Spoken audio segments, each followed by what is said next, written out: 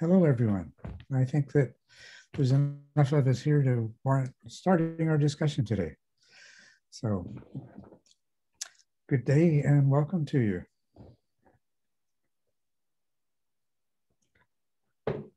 So, you want to start your recording?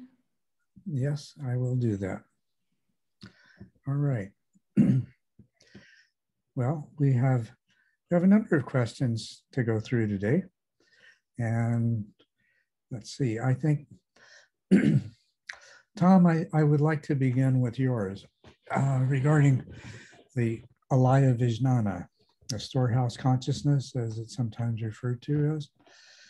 I'll just read your question here. I assume that everybody else you have access to the questions and can follow along? Yeah, all right. So I would like to talk about the Yogacara idea of storehouse consciousness, Alaya Vijnana. What you mentioned when you described the mind system, one of the definitions I found is Alaya is a sort of eternal substance or matter, creative and containing all forms. When considered as a whole, it is non-existent or contains nothing. When considered phenomenal, it fills the universe. It seems to be of the nature of materialism. It is the store or totality of consciousness, both absolute and relative. Considering this, it could be possible that consciousness as a whole might not be a local phenomenon, but rather a non-local phenomenon containing all mind experiences. Even some scientists like David Bohm have talked about the idea that what we think could be information stored locally. What do you think about this idea? I think that might be a good place to start discussing this before we go on to the next part of this.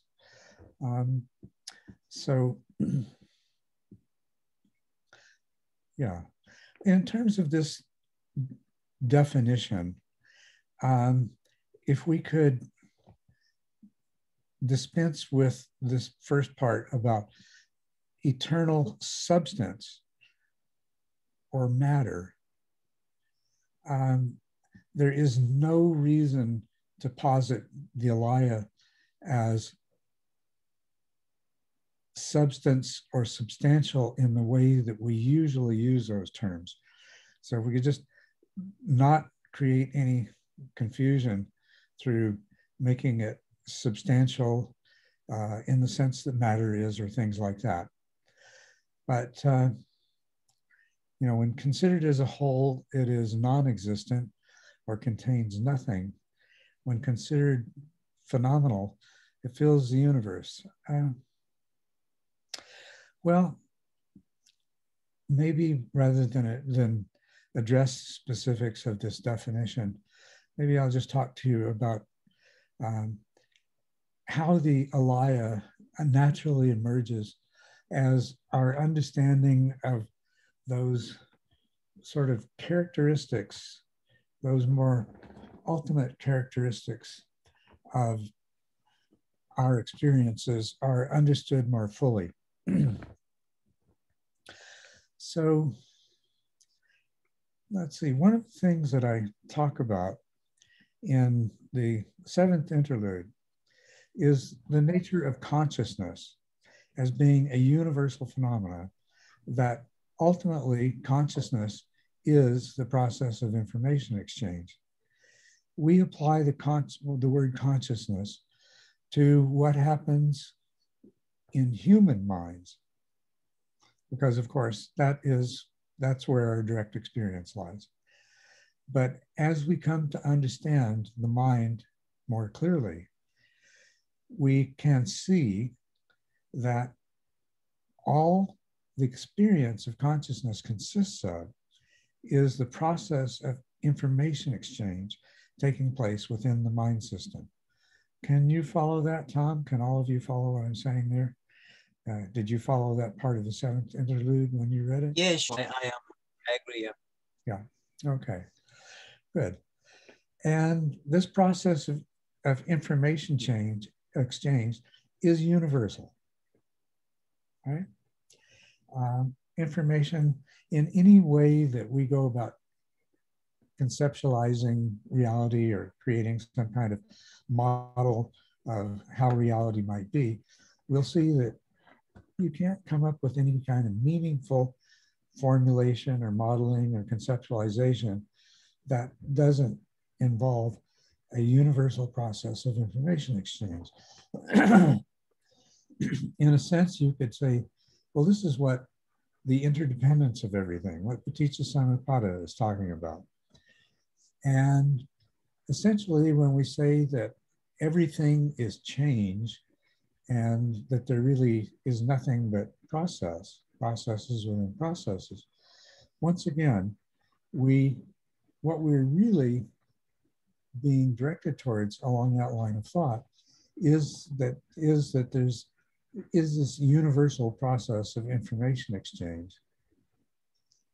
In terms of identifying any particular aspect of process as having some sort of unique individuality, which of course could be ultimately modeled as and conceptualized as a self, that what we're really looking at is that kind of specific aspect of information exchange that we normally attach the word consciousness to. So expanding consciousness to everything is really inherently a recognition that human consciousness is just one specific local aspect of a universal phenomenon that is, in a sense, highly definitive of whatever ultimate reality is. Okay? So the one thing that we could add to this in terms of those aspects of wisdom that is the emptiness of this. That we'll keep in mind that any, excuse me, any conceptual description we come up with is going to be nothing more than that. It's going to be nothing more than a complex mental formation by which we're trying to understand the various bits and pieces that we have, by which we're trying to project some more complete understanding of whatever the ultimate reality is. So this helps to safeguard us against making any serious mistakes in attaching to particular forms of conceptualization or views arising out of them as being anything more than what they are, just views, just mental constructs, just attempts at interpretation of something that is really beyond our ability to grasp in its totality. So insight into emptiness ends up being more than anything else a caveat that frees us to explore these other things. Well, let's go back to alaya, let's go back to consciousness. And I see that whoever generated that definition wanted to make it substantial and even material implications. Well, I think what they were responding to is that we find it much easier to grasp material reality. We've developed scientific ways of thinking and working with matter that have allowed us to understand the physical, material, and energetic aspects of reality in great detail, and not only to understand them, but to apply that understanding.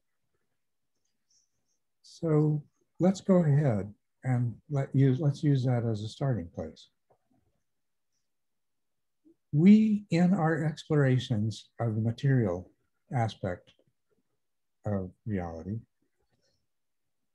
one of the things that we've discovered is that everything that's ever happened remains as a part of that reality, right?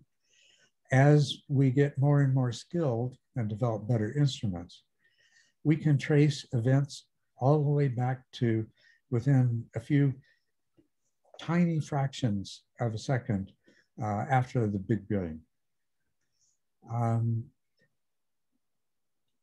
we can uncover the geological and the biological history of this planet, because within matter is embedded a record of everything that's happened. It's just a question of developing the skills and the instruments necessary to read that record, right? Now, this concept of the alaya is very similar to that, is it not? Except it's being applied to the mental aspect of this. Well, I'd like to, if you'll permit me to, I would like to say that there is a perceived duality of the mental and the physical that is really unsustainable. That they really are just different ways of perceiving the same thing. There is no such thing as matter. There is no such thing as mind. There is some kind of stuff which, when looked at from the inside, appears as mind, and when looked at from the outside, appears as matter. It's like the two sides of a coin. There is no way to look at both sides of the coin directly at the same time, right? But what I think that we are in the process of finding in terms of neuro and cognitive sciences, that there is no aspect of consciousness or of mental function that does not have a neurological correlate. In other words, everything that happens in the world of mind is mirrored by events that happen in the in material reality, in the physical reality. So this is not to say that one is the product of the other, but what I'm saying is that they are just different ways of looking at the same thing. And of course, you may look at them in different ways and they may appear qualitatively different, but you can expect to see exact parallels since they're both the same thing. The alaya as storehouse consciousness, I think, refers to the fact that every mental event, everything that has arisen as a part of information exchange in the physical universe, just as that's stored in the history of physicality and can be uncovered and read and understood, everything that's ever happened from this corresponding perspective of mentality and consciousness is likewise there forever. It's embedded in whatever present moment we happen to choose. Given the right skills and abilities, we would find the history of all mental events embedded in the present moment. That is what I would say the alaya refers to. So do you or does anybody else want to comment on that before I go to the second part of your question? No? All right. In the same direction, I would say that anything we experience as mankind requires to open a view. Anything we think, believe, learn, etc., is always a view on a personal subjective reality and happens anytime from morning to evening. We can't function without opening a view. In a way, our subjective being, what we experience, is completely built of a certain amount of this alaya, and this is what makes us think I am. My idea is that there is not any soul or real individual entity, but I don't either believe in the Buddhist idea of anatta, no self. I would say that there is a self. We experience it every day. It is made of mind experiences created and stored by alaya. We could be a construct of this alaya. Well, I agree with that. And I think that you'll recognize that this is what this is all implicit in the description I just gave you. Okay. Yes, that's what the caveat of emptiness was about. anything that we experience is a mental construct, a view, a conceptualization, an attempt of the mind and its limited abilities to represent the greater reality that it has had some inkling of. Okay? So every experience and anything we think, believe, and learn, and anything that we attempt to describe to others is a view. If we lose sight of the emptiness of views, we'll end up in fruitless and silly arguments about my view is more accurate than your view. Okay? But it's true. It is absolutely impossible for us to function except in terms of these mental formations, these views, these conceptual models. And we need to accept that. Our subjective being, what we experience, is completely built of a certain amount of this alaya, and this is what makes us think I am. Yes, exactly. Doesn't that become obvious? When we reflect, what we really have is this composite construct of our past experiences that we identify as I. What it really is a way of tracing a common thread of causality over time and extracting from that the idea of something that's constant. You know, it's like you, an example that one of my students gave when he was doing a presentation on this was, apparently there was an airplane, one of the very first airplanes that somebody had attempted to fly from the East Coast. They were trying to fly to the West Coast. I don't think they made it past the Rockies. But in the course of getting as far as they did, every single part of that aircraft was replaced. So this raised the interesting question. Did he succeed in flying an airplane from the East Coast to however far he got on his journey? Because by the time the journey ended, there wasn't a single nut, bolt, screw, part, piece of that aircraft that was the same as what he took off with, right? Nevertheless, don't we do that all the time? We look at the pattern. What was consistent was the pattern. The airplane looked the same, functioned the same, behaved the same. The parts that were replaced were what the parts that were used to replace parts that ceased to function were, to all intents and purposes, identical to what they replaced. Now, as a process, we could take any process and identify that causal continuity. Isn't this, in fact, what the mind is doing? It's taking the memory imprints of all of our previous experiences, and it's saying, that's me. That's that singular, unchanging thing that constitutes a self. And it's just another view. It's a very useful view. You know, it helps us make sure that when we get up in the morning, we remember what it is, who we're working for and where we're supposed to go and things like that, right? We can remember the tasks that we began yesterday and last week, and we continue them today. So it's extremely valuable. It's extremely useful. There's no wonder that all human beings tend to end up being, you know, having this really powerful view that they are a self. But that doesn't mean, that means it's a very useful way of looking at that. It doesn't mean that that's the way it really is. So now you say, my idea is that there is not any soul or real individual entity. And I agree with that. But I don't either believe in the Buddhist idea of anatta, no self. I would say that there is a self. We experience it every day. It is made of mind experiences created and stored by alaya. We could be a construct of this alaya. Well, absolutely.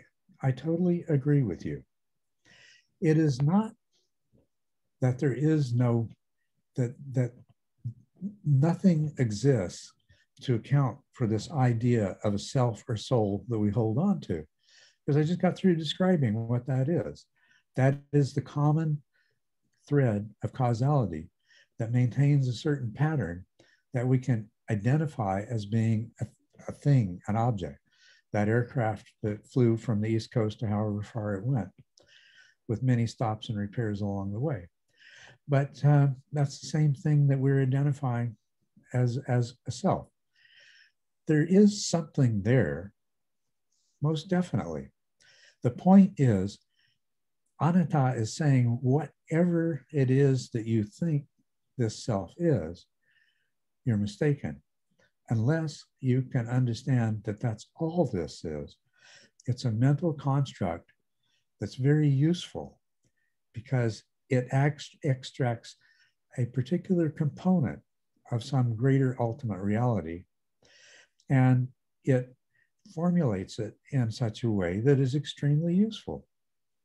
How long would you survive without some kind of reasonably coherent idea of I, me, and mine? Rather, anatta is really pointing to how if we reify that beyond what it really is, we're going to inevitably end up with problems. If you take a model of an airplane made out of toothpicks and you try to fly it, how far is it going to get, right? So your toothpick model of an airplane might be useful in many different ways, but it's like the self, the idea of a self can be useful in many different ways. But when you start to reify it and turn it into something it's not, then you get into problems. And that is basically the definition of the human condition. And so, yeah, that's what we're trying to overcome. So if we can come to see this as a view, a construct, and that it's actually built out of this alaya, all of this information exchange, all of these conscious experiences, somehow they're stored, embedded in whatever the stuff is of reality. And somehow we can access that. And from that, we construct a very useful idea, but it's never anything more than a useful idea. Is that pretty much what you were trying to say, Tom? Yes, yeah, I'll tell you my definitive point when you will have seen all the question. Mm-hmm. So this is a pretty profound discussion. I hope some people have some other things to say.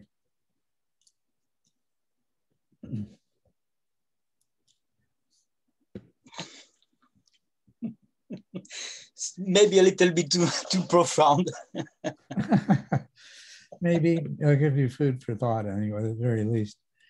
The other comment, the destruction of my body might not make such a difference because what makes me is a view over mind experiences, and those information never die. And I agree with you totally. You know, and as a matter of fact, I think there's another question by somebody else that's it's located elsewhere, or I'll see if I can find it, that is specifically asking what happens after you die. And that's something that we might look at in light of this. But just going back to this concept that just as everything that's ever happened in the realm of physicality is still there, it's embedded in any present moment. The entire history that led up to that is embedded in that present moment. Translating that into the alaya conceptualization, the alaya view, the entirety of everything that a person is or was in the course of their life, all of the changes that they underwent, all of the views that they adopted and discarded, all of the behaviors that flowed out of that, all of the consequences that all of the all of the causes which are scattered around the totality of the rest of being, and all of the consequences of their behaviors, flowed out into that. So when at the death and destruction of a human body, that does not cease to exist. The only thing that is interrupted in that, it's like if somebody were to dismantle that airplane we started out talking about and sell all the parts for scrap, then we would have permanently disrupted the thread of continuity by which we originally attached some sort of sameness of continuity to that airplane. The same thing when all of the constituents that allow a human body mind to accumulate new experiences and to produce effects in the world, that is interrupted. But say that person lived to be 70 years old. That 70 years of experience, whatever delusions were clung to, whatever wisdom was achieved, all of that still exists. It's just that the process doesn't continue to evolve in the same way, which is not to say that it doesn't continue to evolve, because, of course, those consequences of everything that has been during that 70 years will continue to unfold till the end of any kind of conceivable time, right? But, but when your grandfather died,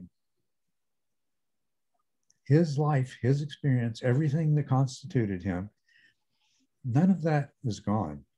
It doesn't continue to grow and change and evolve, except in a very different sense that all of that will still have consequences that continue to unfold. I like to take this one step further. Since we know that in the realm of physicality, we can read that record and learn from it, why not be able to do the same thing in terms of the Alaya? Why not be able to access whatever wisdom your grandfather achieved? For that matter, why not be able to access the wisdom of the greatest, wisest beings that have ever lived? It's there. Why should, and not only that, it's going to have a cumulative effect. It's going to continue to have an effect, as I say, throughout the end of time. So you can interact with that. I believe that. That's based on my own experience. And yeah. Must be something in there that someone wants to comment on. Yeah. Okay, I'd like to say something about this. Yeah, it's interesting that we can agree on this. I wasn't really sure, but yeah, it's, this idea of view. It's something that I've been going over this for years and years. It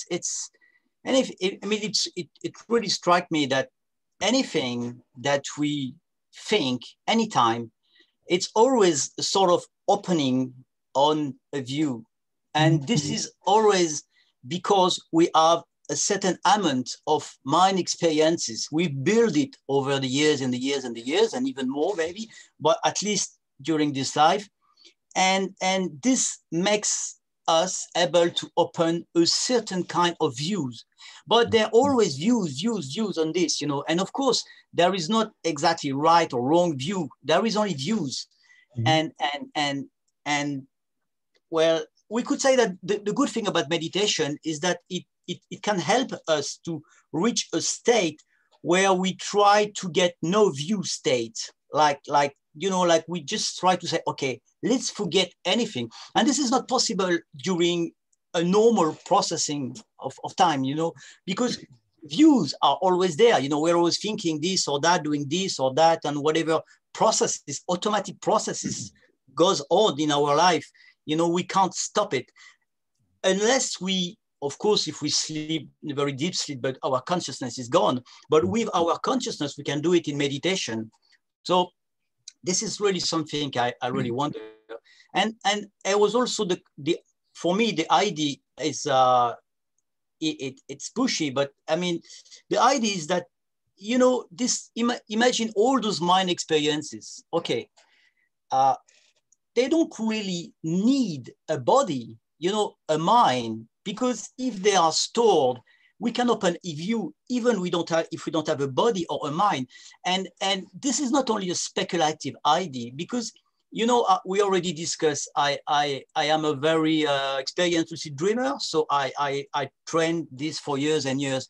And the particular things about lucid dream is that you get in a reality where you can, you know, do lots of things, like, but you can do very, you know, simple things like eating and swimming and feeling things and whatever you do in normal life.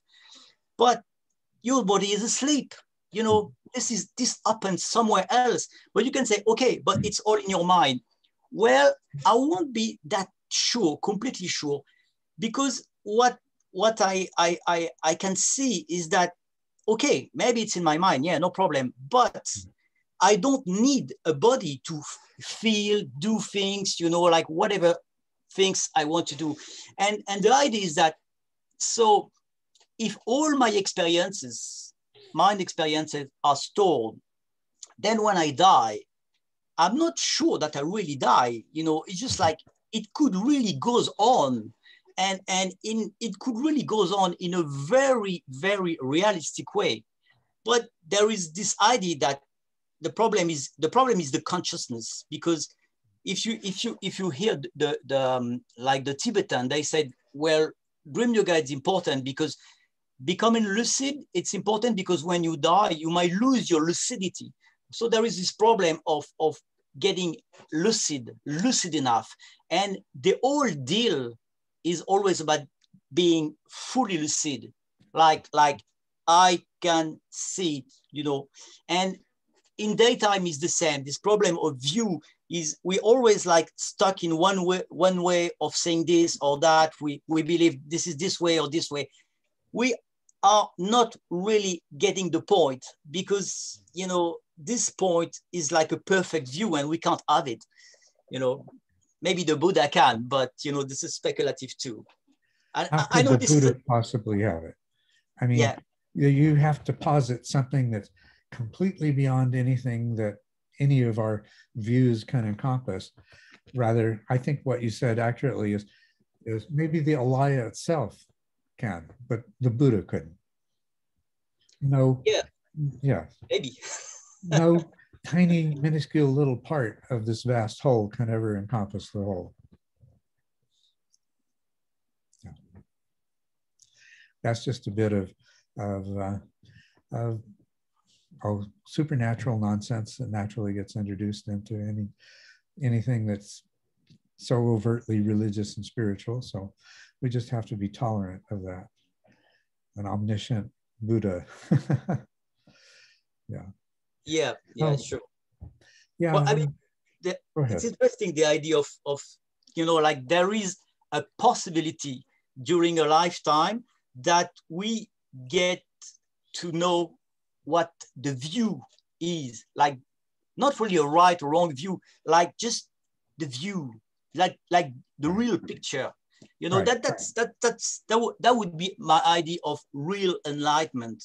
But it's, for me, it sounds more like a myth, because we are very limited because of our body, our mind experiences and all that. And, you know, there is some kind of, yeah, it's, how can we reach the level? Right. Well, I agree with you totally there, that the perfect view is, the only perfect view could be the thing in itself. I mean, talking the language of phenomenology here. Yeah. The only perfect phenomenon that arises in the mind that could be perfect in the sense of perfectly portraying the thing in itself is the thing in itself. In this case, the thing in itself is the totality of everything. eternally, you know, devoid of time, but everything all simultaneously. Obviously, a view of that magnitude is just not going to be within the capacities of anything less than the totality of the whole itself. Nevertheless, we can strive to refine our views, you know, and go back to some of the things you said earlier, that the point of meditation is try to get beyond views. Let's say try to get to a place, nirvana, where there is no view. What is the value of that? I mean, what is the value of that? I mean, it would be a really nice place to retreat to temporarily when things get tough. But its real value is if you go back into the world where all you have is views. That's all you can ever have is views. That you go back to it knowing that that's all there is. That's knowing that that's all those views are. What you're liberated from is the delusion that these views are anything more than totally inadequate attempts to represent something. They are approaches to a perfect view that's never going to be achieved, right? But the one thing that you can know for sure is that the closer your view approaches the ultimate view for whatever particular purpose you're applying it, the more successful you are going to be in using that view. And remember, the point of views, the whole point of our mind creating views is their utility, how well they work, right? So that is the point of meditation, this whole process is getting beyond the attachment to views so that we hold them lightly. And it's only to the degree that that view works in the world at large that that it has any real value and utility. So that allows us to also distinguish between views that only serve particular ends, but at a high cost to the larger picture. Those are obviously less wholesome views than those who are much more in the flow of whatever this ultimate reality that the view is only a crude attempt to represent.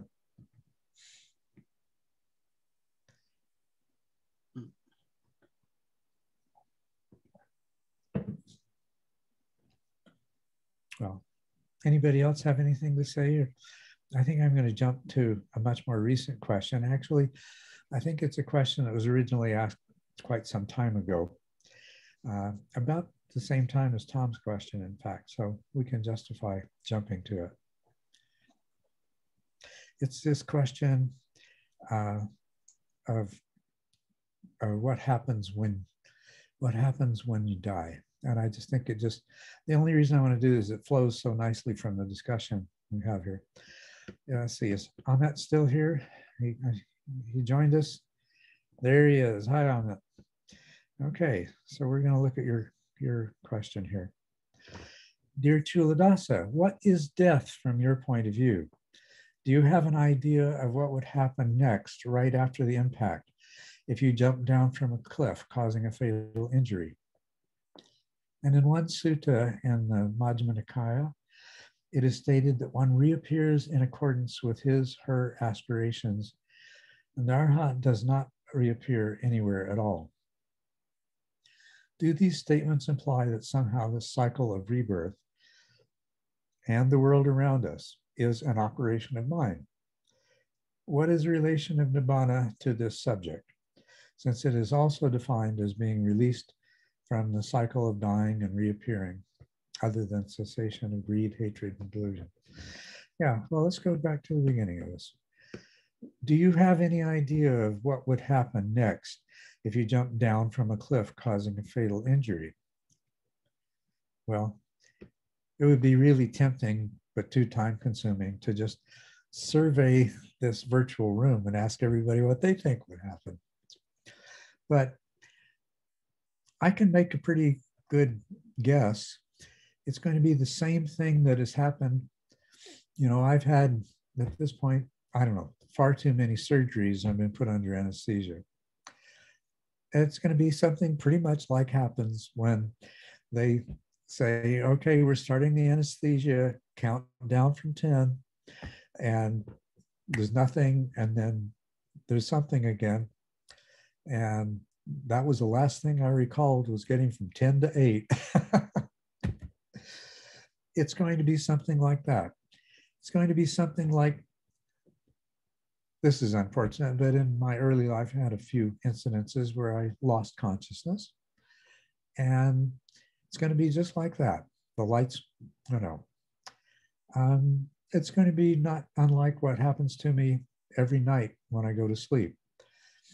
Or recently has happened to me occasionally when I'm sitting here trying to write or read, and all of a sudden stops, and then it starts again, right? Well, I think that that's what it's going to be like.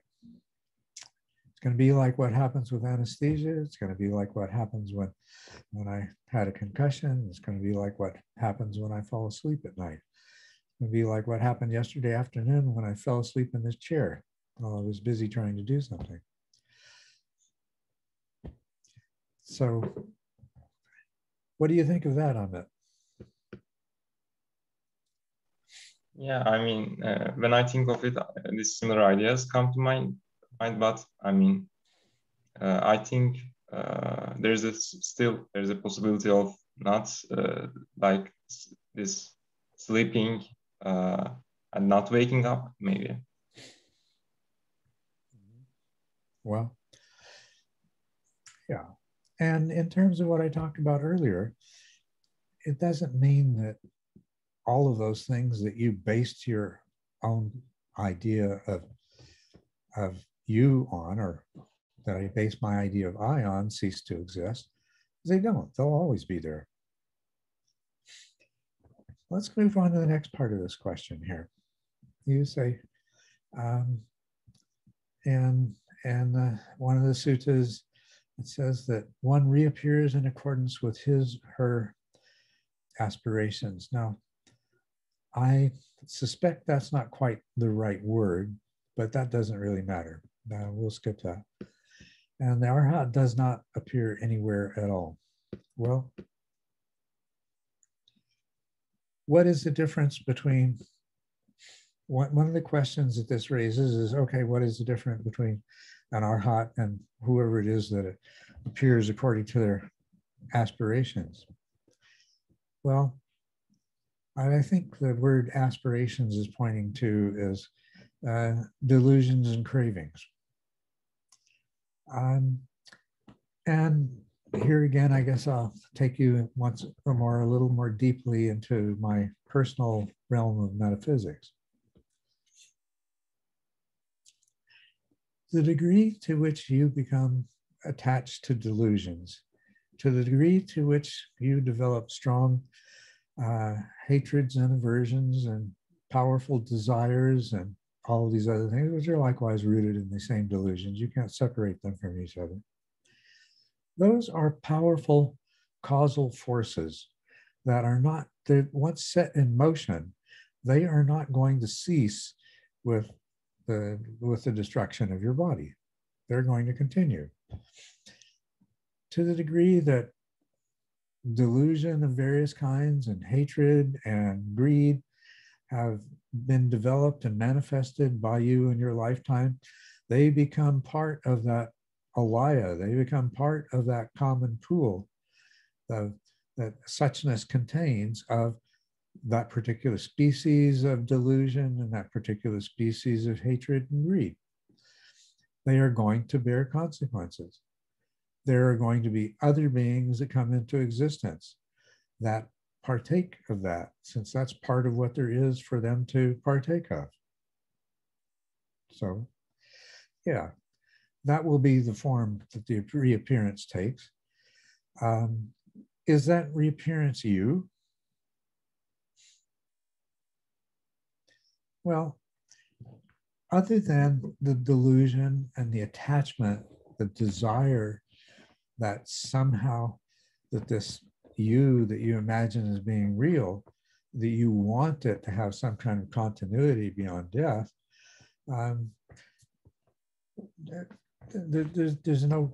there's really no point to that. It seems rather obvious. The things that you've done are going to continue to manifest in the world.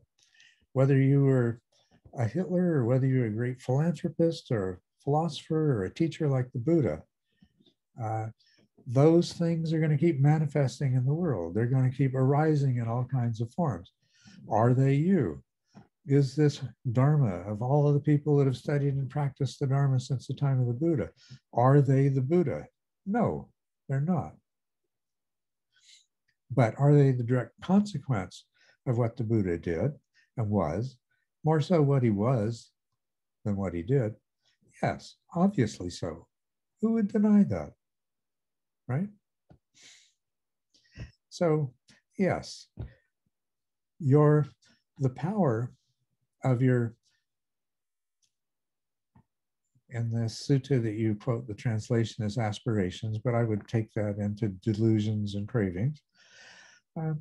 The power of your delusions and cravings is enormous, and it's going to keep manifesting in the world.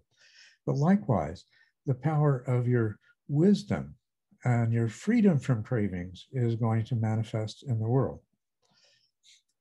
I think that it's obvious how the wisdom of the Buddha has continued to manifest in the world, right?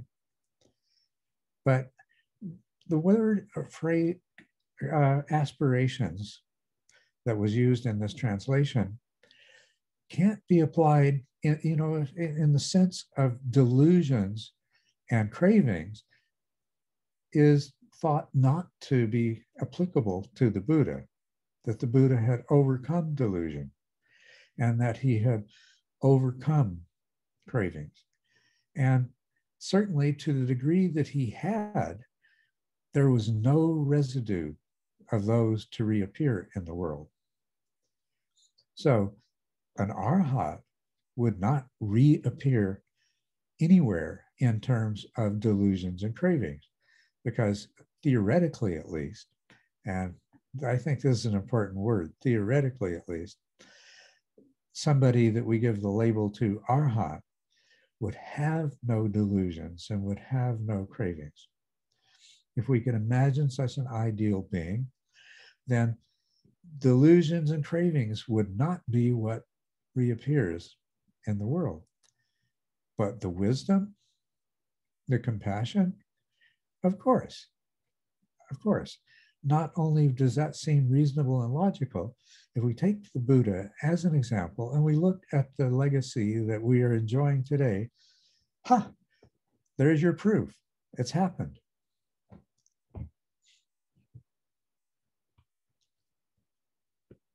It's not only happened, it's happening.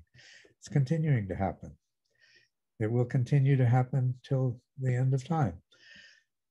So, do these statements imply that somehow the cycle of rebirth and the world around us is an operation of mind? Yes, that's exactly what emptiness is about. That's exactly what Tom was talking about as views. That all of this, the idea of a cycle of rebirth, it's just an idea, it's just a view, it's just a mental construct, it's just a conceptualization. It is nothing but an operation of mind. It is nothing but mental constructs.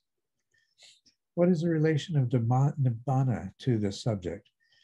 So nibbana, the word nibbana, if it were being used grammatically in a sentence in the time of the Buddha, would be used to refer to extinguishing, like what happens when you blow out a candle, or when you pinch the wick and it goes out, or when you pour water on a burning log. The extinguishing of something. Nirvana is the extinguishing of something. Now, when people make nirvana into a thing rather than the extinguishing of a process, then it gets really, really confusing. But the release from delusions of a cycle of dying and reappearing, and the release from the greed for some kind of continuity and the hatred for certain particular kinds of ideas and events, and delusion in general. That is what I was talking about a moment before, that the Arhat or the Buddha doesn't leave behind because he's already gotten rid of it. How can he leave behind something that's not there? And extinguishing is an extinguishing. There, if the Buddha has extinguished the flame, the kind of fire that he talks about in the fire sermon, if the Buddha has extinguished that, then how can what he has extinguished be left behind? Well, obviously it can. So does that make this easier to understand on it? Yes, but like you said, when like you use the word the Arhat to refer the consequences of the actions of this particular person, like because we say the Arhat does not reappear anywhere because the actions powered by greed doesn't continue to exist after his death. Yeah. But like, are we saying that the consequences of his or her actions are himself or herself? Well, it's obvious that the consequences of our actions continue on, right? You know, you do something and its consequences just continue to unfold. Not only that, as our understanding of the material world has expanded, we realize something that's referred to as the butterfly effect, that the way we commonly think of things is you do something and over time the consequences of that diminish. The butterfly effect is to say that, you know, a butterfly flapping its wings in Hong Kong can result in a thunderstorm in London later on, because what we find is very small changes can produce enormous results. Now, I think that we can apply that universally, can we not? That everything has consequences, but they're not necessarily diminishing consequences in the future. They can sometimes be expanding consequences in the future. So just to add a little bit more to that. But yes, every action has consequences. Now, we might not think of an emotion or a thought as the same kind of action as something that we say or do. But how realistic is that? You have a thought or you entertain an emotion today. It's going to have consequences on how you think and feel tomorrow and next week and next month, next year, right? And how you think and feel tomorrow and next year, which is the result of how you think and feel today, is going to determine what you say and what you do. And we've already established that what you say and what you do is going to produce consequences. So at the very least, the effects of your thoughts and feelings today are going to affect your speech and your actions somewhere down the road and produce consequences. So we can't relegate our thoughts and our feelings to some private realm that doesn't extend into the world. That's foolish. That's denying what is obvious, right?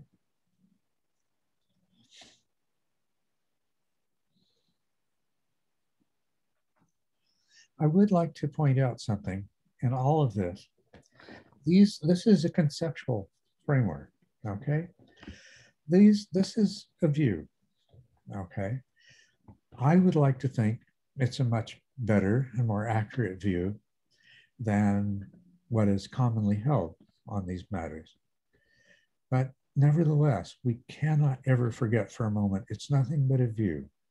It's nothing but a crude attempt within the limitations of the human mind to understand and to represent in terms of concepts and words. So let us not ever become too attached to this. But I think that if you exercise this view, you will find it helps enormously to understand and to be comfortable with yourself and the world that you're a part of. And that is, after all, the best that we can ever hope from any view. And since it is a view, we can fully expect it to someday be supplanted by a better view, right? In terms of what really matters, the difference between an ordinary person and an arhat is that an ordinary person, intelligent, well-educated, can come to a point of intellectual understanding of all of these things. Will that change the way delusion and craving manifest in the world? No. Somebody could be able to articulate all of this truth conceptually and verbally in the most beautiful and sublime ways, perhaps poetically or whatever. Somebody could assimilate that and understand it. But neither the person that generates this, beautiful and elaborate verbal description, nor the person who deeply understands it is going to be very much changed by that level of understanding. It is only when all of the components of this view have been experienced directly over and over again, such that they change permanently the way a person perceives things. It's when a person has ceased to perceive things from the point of view of delusion, who lives on a daily basis perceiving things from the point of view of interconnectedness, no self, emptiness, etc., that it's going to produce a meaningful change in that person. So what I'm saying is no matter how well you can understand and expound these things intellectually, that is not going to free you from delusion and craving, okay? And your delusion and your craving is exactly what's going to reappear in the world in the future, until eventually somebody transmutes it into wisdom and freedom from craving. So let us not mistake beautiful and elegant views for understanding, for profound understanding, for insight, for wisdom. Wise thoughts do not equate with wisdom itself.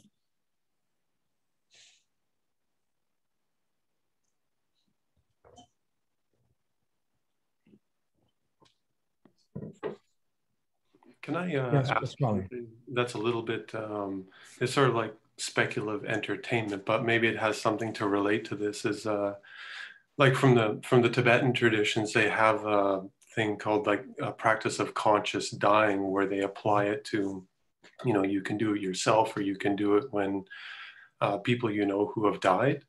But it's kind of, you know, is it possible to, it seems like it would be possible, even though after you died, sort of like everything would be kind of scattered. You're not really held together as a real me anymore, you know, not like you're in the body, but can you still influence? I guess the idea is that you're influencing somebody's stream of consciousness even after they've died. Not really sure what I'm asking, but it's kind of like, is it possible to still influence someone after they've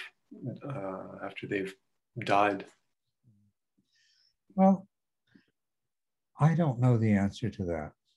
I don't need to know the answer to that to say that the only reason that those practices would exist and would continue is that doing them makes some kind of difference to the person who does them while they're still alive, right? It doesn't really matter whether those practices even vaguely resemble or lead a person to somehow generate a view. Remember, that's all that they can ever do, to generate a view that is similar to what they'll experience at the time of death. It doesn't matter. No one knows. No one will know until the time they die, and they won't be able to come back and tell anybody else, right?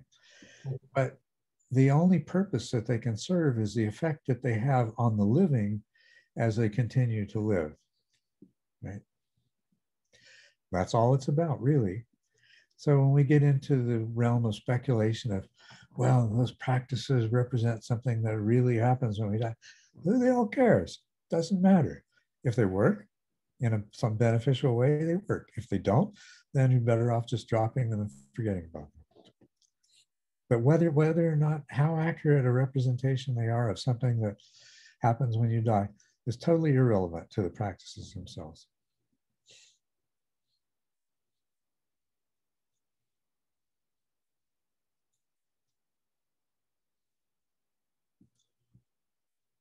You know, it's like asking the question, another Vajrayana practice of visualizing a deity and then eventually becoming the deity. Does it matter whether that you really brought that deity into existence and whether you really become that deity? Or does it only matter that the effect that it's had on you ongoing in the future? So this, what I'm saying doesn't even challenge the basis of Vajrayana at all.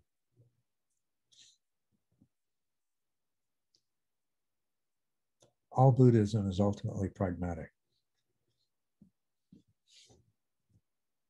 It either works or it doesn't, or it works better or not as well. Let's see what other questions we have to look at here.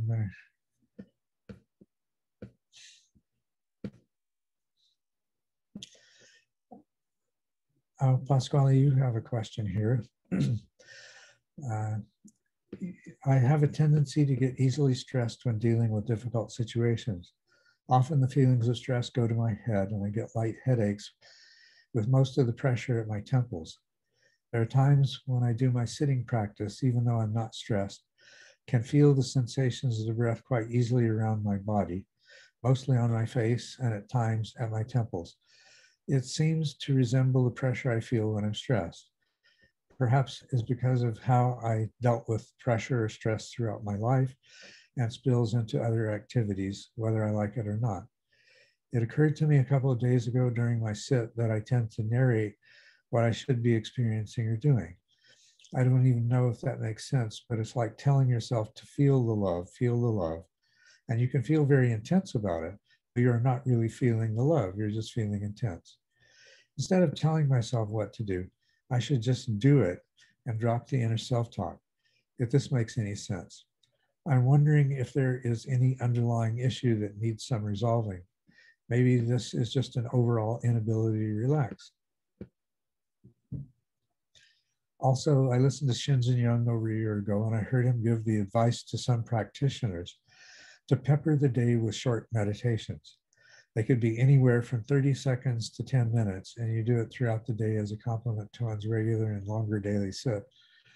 Okay, this is really quite a different topic, isn't it?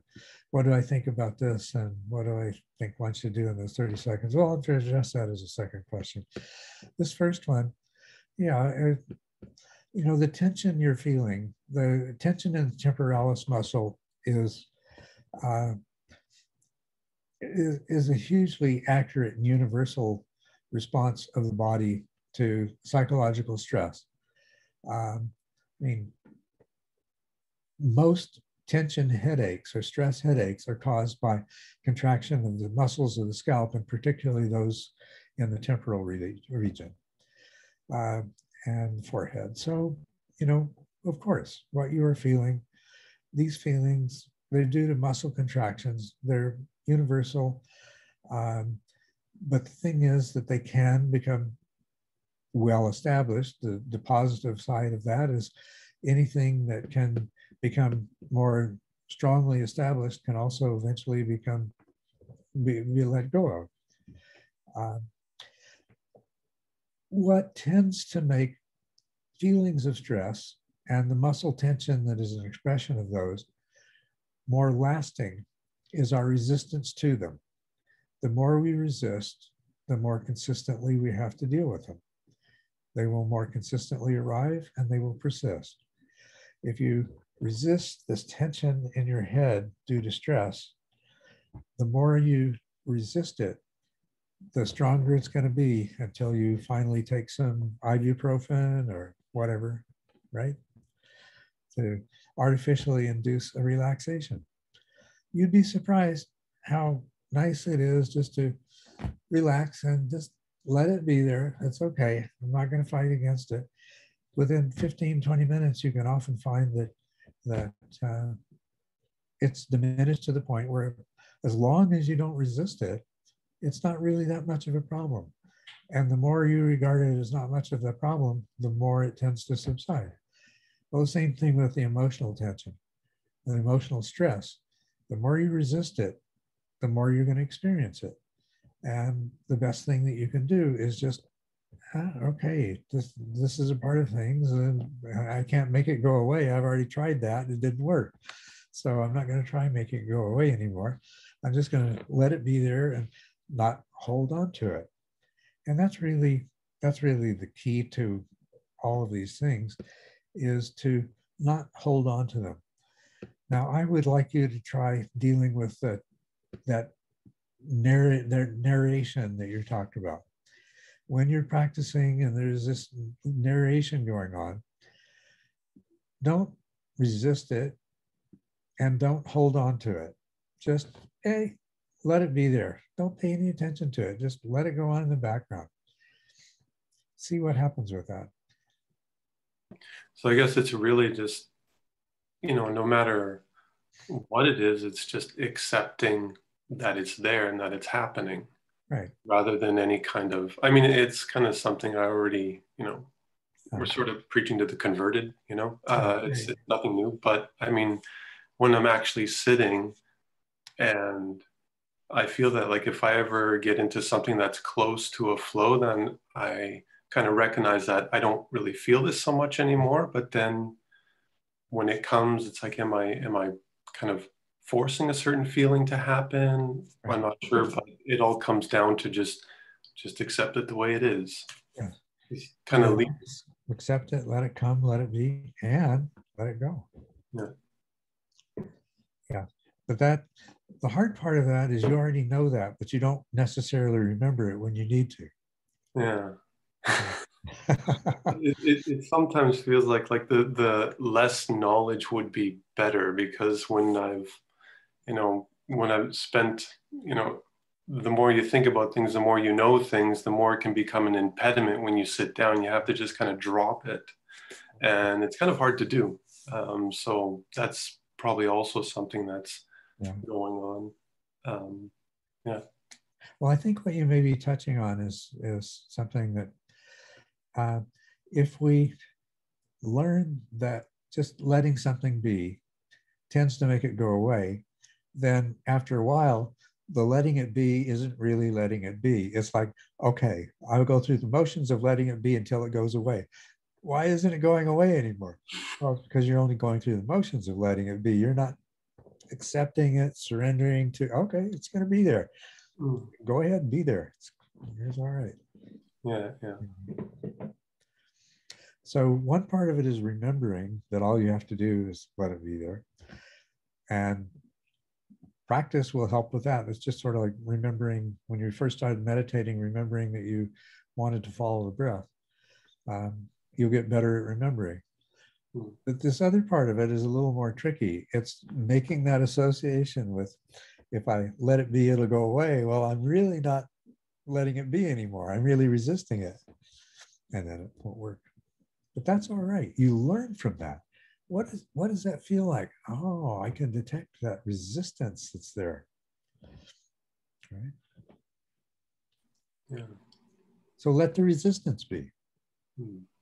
Don't try to make the resistance go away. Just to not acknowledge it. Ah, resistance, I see you, and that's why this is not going away. All right. We'll let the resistance be there, and we'll let it not go away. Finesse. Yeah. We'll see how that works out. All right. I want to hear. You try it out and let me know how that works. Thank you. Okay. There was a second part here about doing short meditations. That is really extremely valuable. Now, I'd say the most important thing about that is to understand what it was you were doing when you were meditating. Like, what are you doing when you attach your attention to the sensations of the breath and you expand your awareness. Okay, well, that's what I'm doing. I'm parking attention over here so that I can expand my awareness and move towards a much more metacognitive state. Right? I can bring the true power of my mind to bear on my condition of the moment. So if you understand what you're doing in meditation, then if you bring that into your daily life for 30 seconds or 5 minutes or whatever, that's extremely powerful. You can do that in a very similar way that you do in meditation. You can, and I so often have and do, just go ahead and start following my breath, because what else is there to do in the moment? So I go ahead and anchor my attention to the breath and expand my awareness. If I'm sitting for my third change of the light in the left turn lane, it doesn't really bother me if I'm just following my breath and expanding my awareness. Okay, so there's a problem. You know, I'm going to be here until the problem's over. No sense in getting upset about it. Blah blah blah. You know, or standing in a grocery line and the person two places ahead of you is arguing with the cashier about she wants a 20% discount on something and she doesn't have a coupon. Just follow your breath. There are uncountable ways. You don't have to follow your breath though when you're driving. Just pay attention to what's involved in driving and expand your awareness. So put your attention to an appropriate purpose and now do what you're doing when you meditate. You can use exactly the same techniques that you do when meditating, or you can just adapt the circumstances that you're in your daily life. And so you're carrying out a meditation, even though it doesn't involve the same object of attention or the same specific practices of labeling or so on and so forth. It doesn't need to take a specific external form as long as you capture the essence of the meditation and to bring it into your daily experience. Got it? All right. You can let me know how that goes as well. Okay. Let's see. I'm just going to skip. I know that somewhere here is another question. Did some unfortunate thing with my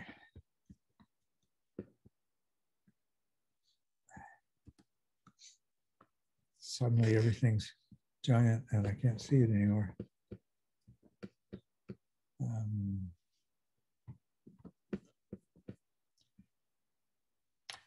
Yes, there's another question that was asked earlier. Is Aga Jafarli here? I don't see Aga here, so maybe we'll leave that question till a time when Aga comes, since there are other questions, I think, by people who are here. Okay.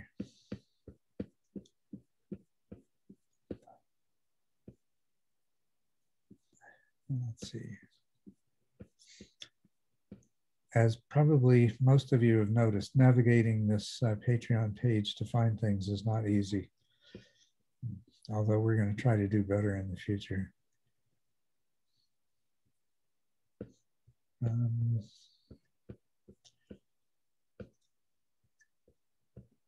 think Cam has a question and she is here. Oh, yes, she does. I'm trying to find the questions again. Like I'm not really good with technology. Here we go. Okay, here's Cam's question. All right.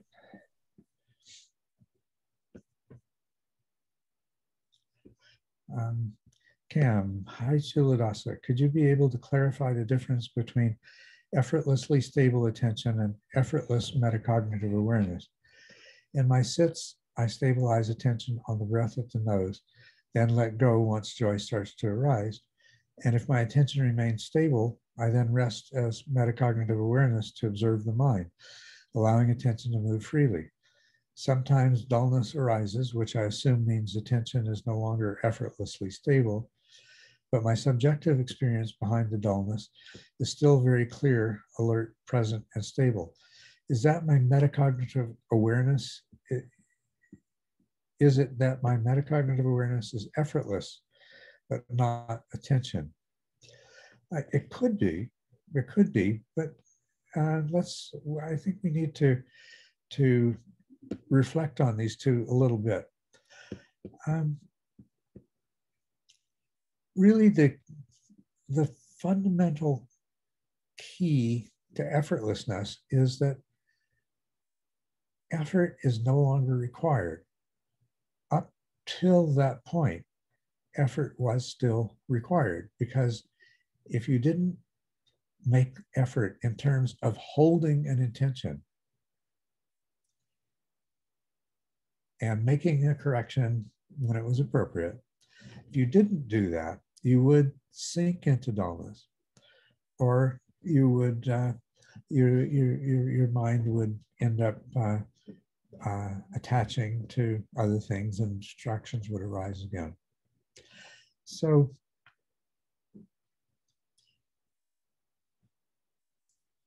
the question here breaks down to, is effort needed anymore? If you stop making effort and it's still needed, then you'll tend to have some degree of dullness and some degree of distraction.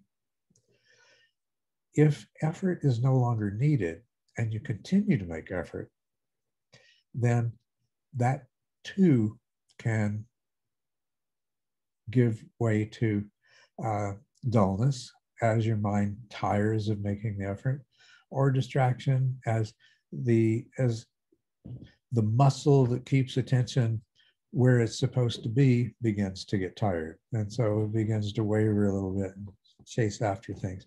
It's like you've taken the dog off the leash and the dog's not quite ready to be taken off the leash, okay? So, yeah, well, that's what you really need to discern. So what I found really helpful in that was that to just let go of your effort and see what's happened. If that results in dullness, then there's still some tendency to dullness present, just probably as much as anything due to, there is not yet that you haven't reached that metacognitive threshold where staying in that place is more attractive than not being in that place. Okay, so some unconscious part of your mind system is starting to gradually influence this in terms of a tendency to go looking for something more comfortable, whether it's through dullness or whether it's through distraction, either one. So can you reflect on your experience, or can you apply these ideas in your meditation in the future in order to discern whether you were letting go of effort too completely before you should, or whether you are still making some kind of effort that you don't need to make, and therefore it's creating a problem?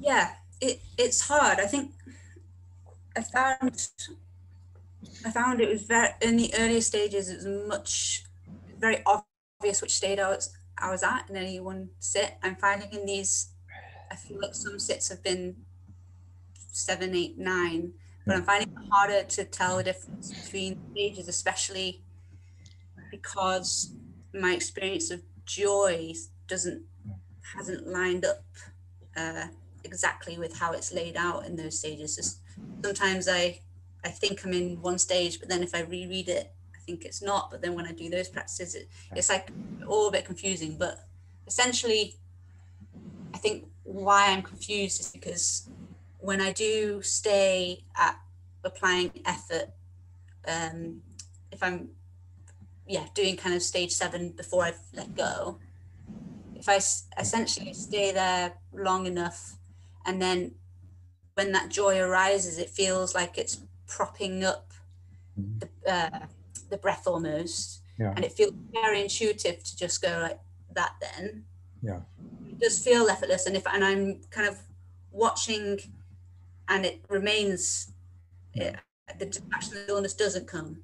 Yeah. And from that, then I do the stage 8 practices of observing the mind. Right. And it feels very, I can just let go, but then dullness still arises.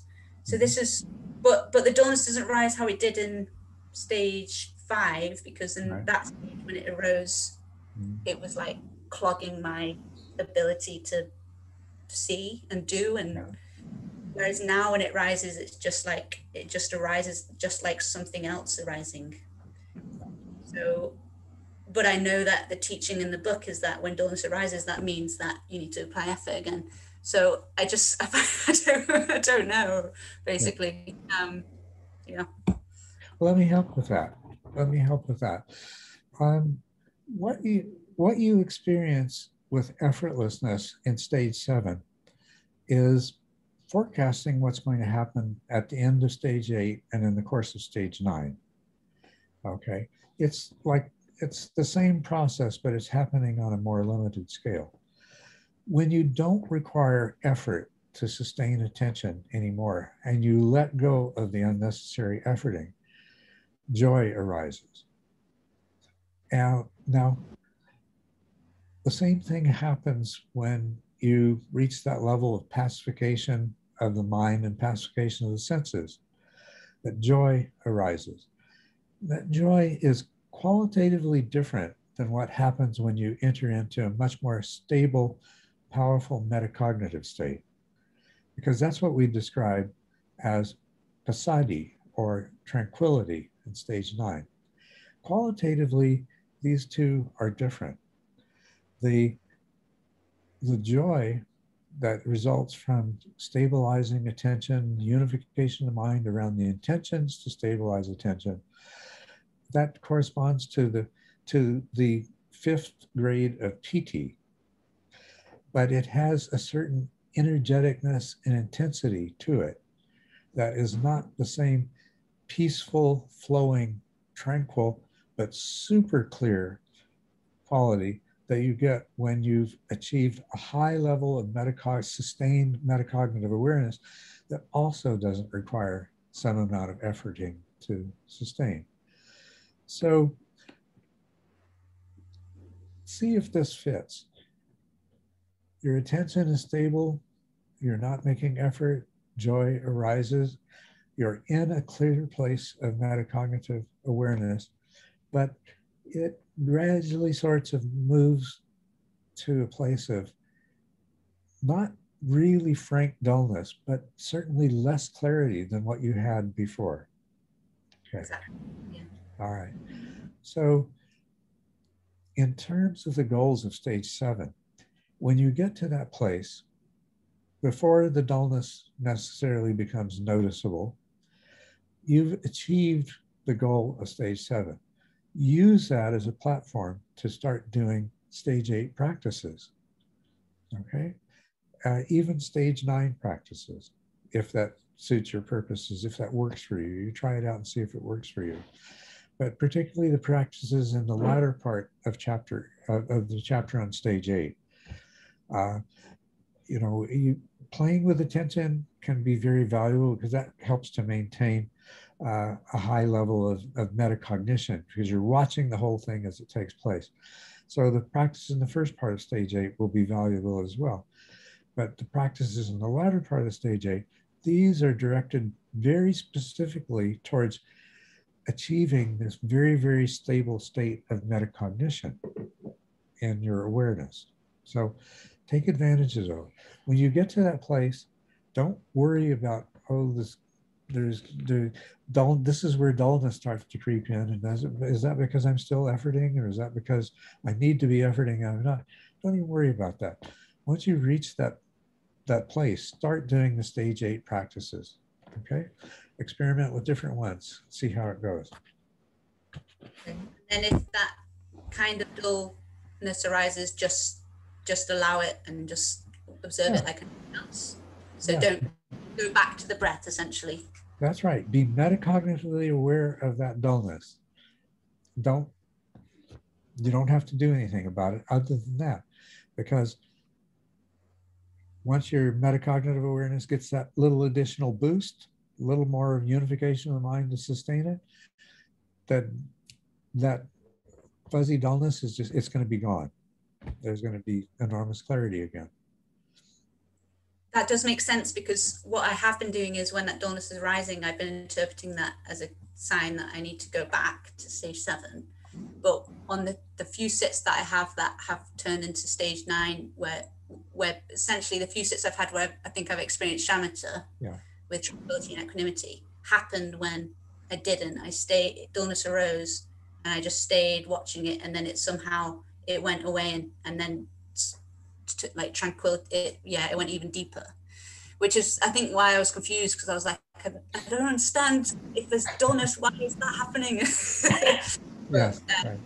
Yeah, okay, thank you. Right. Wonderful. Great. So yeah, let me know how it works out. Let's see what we have left.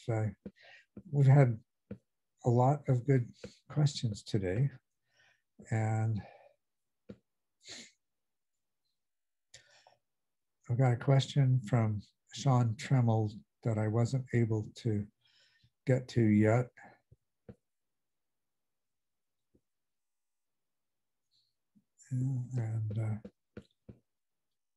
And one other question that was attached to our last Q&A session. On the whole, I think we did pretty good. Let's see if Sean's question is.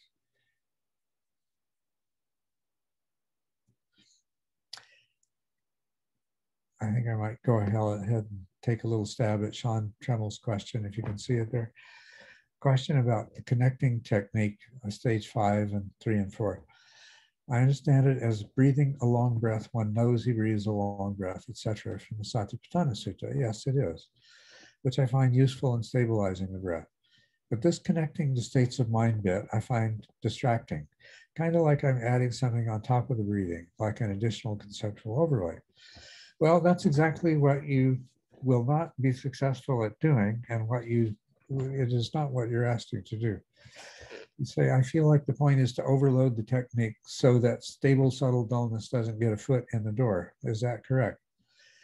The point is to make greater demands on both your attention and your awareness, so that, like making greater demands on any muscle will increase the strength of it. And yes, it keeps subtle dullness from getting a foot in the door. In that regard, it's correct. It's not really to overload the technique. You don't want it. That's going to be counterproductive. That's going to produce more dullness, more instability than not. You want to use the technique skillfully. And let me point out the difference between following and connecting. Following is an application of attention. It is a progressive refinement of the application of attention to discern more and more detail. And of course, to bring that aspect of attention, not only stability of attention, but where attention sees into its content, sees deeply, sees beyond the obvious to what's more really going on in there. Connecting, on the other hand, is introducing that other faculty of awareness here. Not introducing it so much as bringing the same kind of reinforcement through practice, of strengthening into that the connecting did to attentional stability and to vipassana. So to know that this breath is longer or shorter than the last in-breath requires that you have, in that moment of observation and awareness, a bigger picture of, I've been looking at all these little details of the in-breath, but I also have this big picture of the in-breath. And hey, yeah, this one's shorter than the last. This one's longer than the last. This in-breath is longer compared to the out-breath than it was in the previous breath. This pause between the in and out breath is shorter than the pause between the out and the in breath. All of these kinds of things. The process of connecting is moving you into more of an integration of attention and awareness. And that is, you see how implicitly that is embedded in the Satipatthana Sutta. Now, you are going to be exercising that faculty of awareness even more in the other three Satipatthanas. The other three, when you start looking at the feeling tone of positive, negative, or neutral associated with sensations and mental objects as they arise, that once again is moving into the realm of introspective awareness, strengthening of it, moving into greater and thus more metacognitive introspective awareness. This is especially the case when you get to the third of the Satipatthanas, mental states, right? Chittas. So when you're practicing the mindful observation of chittas, mental states as mental states, this is really where connecting is taking you to. Now, it's not a conceptual overlay, and as a conceptual overlay, it will never work. What you're doing to use attention and to use conceptualization to do this means you've got to jump through some very different modes of perceiving that interrupt the other modes of perceiving. If you are trying to correlate the duration of your in and out breaths and the breath cycle with increased agitation or increased dullness or decreased in the same things or any other aspect of mental state, you're going to have to drop attention to the breath. You're going to have to jump over to mental state. You're going to have to take that snapshot from awareness. Instead of allowing awareness to provide the information, you're going to take a snapshot of awareness, and then you're going to analyze it, and you're going to conceptualize it. And by the time you finish doing all of that, you're, it feels like a really clumsy, and it is a clumsy and useless thing to do. Cultivate awareness, bring awareness.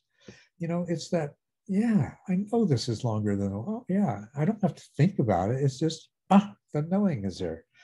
Well, as the practice of connecting continues, you're going to have that same kind of knowing. It's like, oh yeah, I've seen this thousands of times over the months that I've been meditating. When my breath starts to take on this particular pattern, I'm always getting more agitated. Wow, it's been there in front of me all of this time. I didn't have to analyze it. It just, boom, it was there, and now I know. Wow, and now I'll keep on knowing. Right? That's what connecting is about.